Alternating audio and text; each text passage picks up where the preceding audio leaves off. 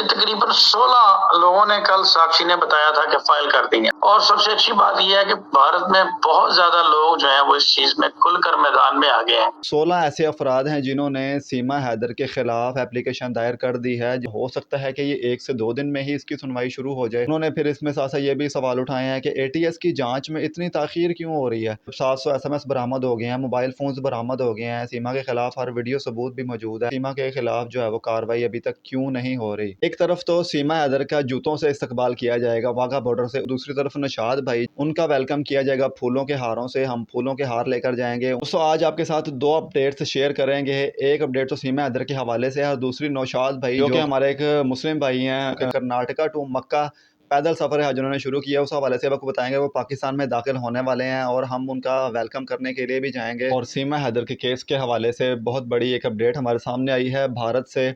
आपके सामने हमने लास्ट वीडियो शेयर की थी जिसमें आपको बताया था कि PIL एक ऑनलाइन जो एप्लीकेशन है वो आप किसी भी कंट्री से कहीं भी बैठकर आप किसी भी मुजरिम के खिलाफ दे सकते हैं, किसी भी शख्स के खिलाफ दे सकते हैं जिससे आपको ख़तरा महसूस हो रहा हो।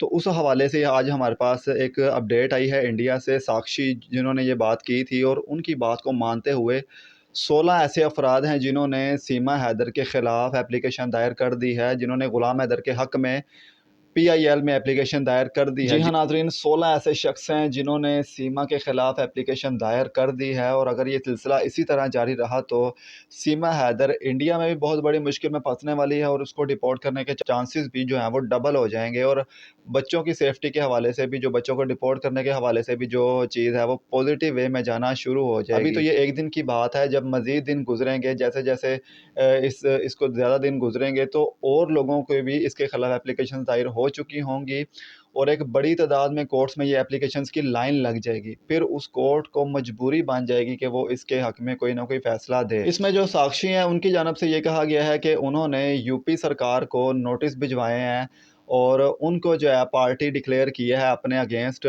क्योंकि उनसे जब उन्होंने कहा है कि जब हम एप्लीकेशंस देते हैं, जब हमारी सुनवाई नहीं होती, फिर कोर्ट्स के ज़रिए से रब्ता किया जाता है।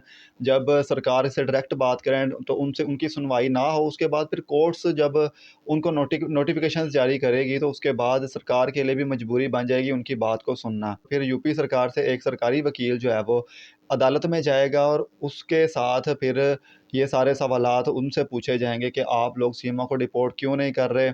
उन्होंने फिर इसमें साथ-साथ ये भी सवाल उठाए हैं कि एटीएस की जांच में इतनी ताख़ीर क्यों हो रही है, जब 700 एसएमएस बरामद हो गए हैं, मोबाइल फ़ोन्स बरामद हो गए हैं, सीमा के खिलाफ हर वीडियो सबूत भी मौजूद है, मैसेजेस भी मौजूद हैं, फिर उसके खिलाफ, सीमा के खिलाफ जो है वो कार्रवाई अभी तक क्यों नहीं हो रही। सीमा जो है उसकी वजह से भारत को भी ख़तरा है, सीमा कोई भी कांड कर सकती है भारत के खिलाफ, क्योंकि अभी तक वो बेल पर है, ठीक है? तो बेल के दौरान तक मुजरिम को रिहा भी नहीं किया जा सकता, मुजरिम को पकड़ में रखना चाहिए, रिमांड में रखना चाहिए, लेकिन सीमा सरेआम फिर रही है, कोई मसला नहीं है, ठीक है, वीडियोज़ भी बना रही है, ऐसा-वैसा कोई मसला नहीं। तो उसने कहा कि सीमा, भारत को सीमा से ख़तरा है, इस वजह से ये एप्लीकेशंस हम दायर कर रहे हैं और उन्होंने कहा कि जब सरकार सुनवाई ना करे तो उसके बाद फिर हम ये जो PIL है, PIL में जब एप्लीकेशंस डाली जाती हैं तो इसकी जो है वो सुनवाई हर सूरत में होती है और 1 महीने के अंदर-अंदर कोर्ट के ऊपर ये चीज़ लागू हो जाती है कि 1 महीने के अंदर-अंदर वो इस चीज़ की सुनवाई लाज़मी करे, 1 महीने से ज़्यादा ये डिले नहीं कर सकते।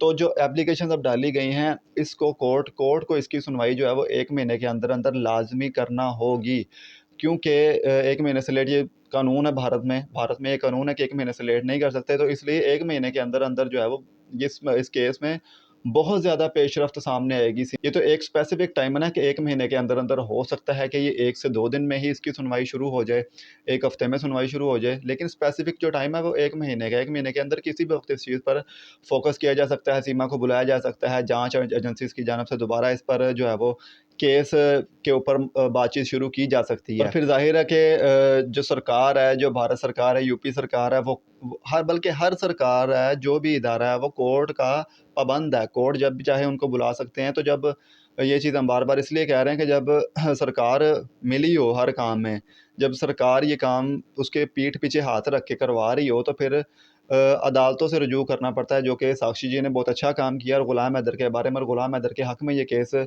ज़रूर जाएगा। हम भी इस चीज़ का इंतज़ार कर रहे हैं कि गुलाम हैदर के हक़ में केस जाए और बच्चे उसको वापस मिल जाएँ। बच्चों की तालीम, तरबियत हर लिहाज से ख़राब हो रही है। फिर उन्होंने साथ-साथ ये भी कहा कि वो उनसे सवाल करेंगे कि आपने अभी तक बच्चों की तरबियत के लिए, बच्चों की तालीम के लिए क्या इक़दाम किए हैं?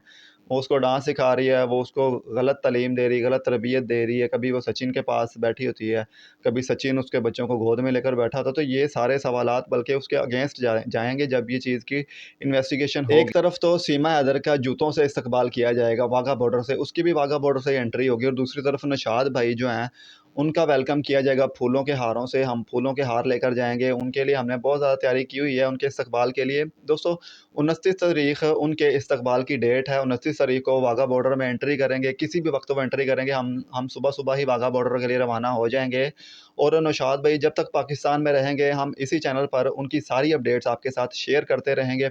सारी वीडियोज़ आपको दिखाएँगे, चलने के मनाज़िर, उनसे बातचीत के मनाज़िर, उनसे मिलेंगे भी, बातचीत भी करेंगे। पल-पल की अपडेट, पल-पल की वीडियो आपके साथ हम आसिफ़ अली लाहौरी चैनल पर देते रहेंगे। अभी से हम उनकी सारी अपडेट्स आपको देना शुरू कर देंगे, वो कहाँ तक पहुँच चुके हैं।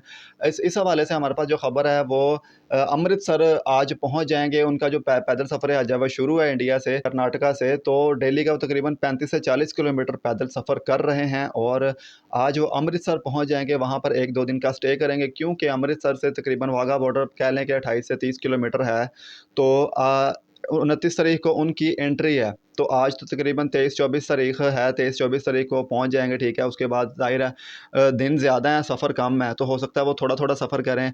फिर वो वाघा बॉर्डर के करीब सुनने में आया कि वो कैंप भी लगा लेंगे, 1-2 दिन पर वहाँ रहेंगे। ज़ाहिर है वीज़ा वग़ैरह क्लियर करवाना होगा या किसी के घर रहते हैं, ये तो बाद की बात है क्योंकि लेकिन ये आपको बताने का मकसद ये है कि जैसे ही नौशाद भाई आएँगे, हम सबसे पहले उनका वेलकम करने दिखाएँगे और सबसे पहले इस चैनल पर आपको उनके लाइव मनाज़र हम दिखाएँगे। इसलिए हमारे साथ जुड़े रहिएगा और नौशाद भाई की पल-पल की अपडेट लेने के लिए हमारे चैनल को सब्सक्राइब करना मत भूलिएगा।